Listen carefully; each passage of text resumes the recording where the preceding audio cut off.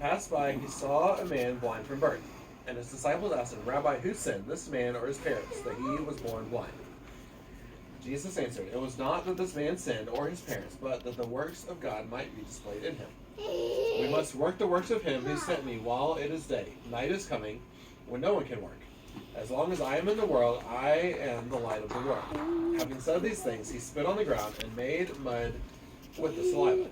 Then he anointed the man's eyes with the mud and said to him, go wash in the pool of Siloam, which means sent. So he went and washed and came back seeing.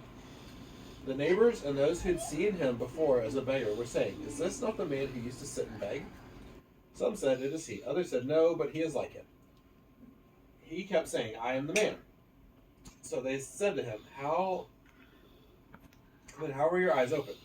He answered, the man called Jesus made mud and anointed my eyes and said to me, go to Siloam and wash. So I went and washed and received my sight. They said to him, where is he? He said, I do not know. They brought the Pharisees to the man who had formerly been blind. Now it was a Sabbath day when Jesus made the mud and opened his eyes.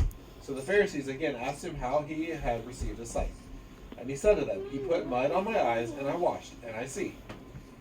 Some of the Pharisees said, this man is not from God, for he does not keep the Sabbath. But others said, how can a man who is a sinner do such signs? And there was a division among them. So they said again to the blind man, what do you say about him, since he has opened your eyes? He said, he is a prophet. The Jews did not believe that he had been blind and had received his sight, until they called the parents of the man who had received his sight, and asked them, is this your son, who you say was born blind? How then does he now see? His parents answered, we know that this is our son, and that he was born blind.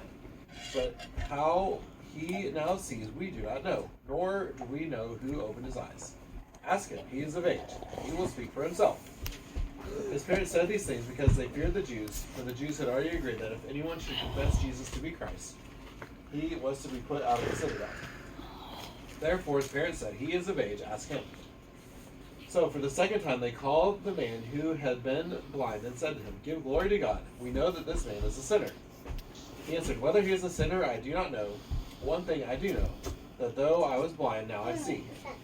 They said to him, what did he do to you? How did he open your eyes? He answered them, I have told you already, and you would not listen. Why do you want to hear it again?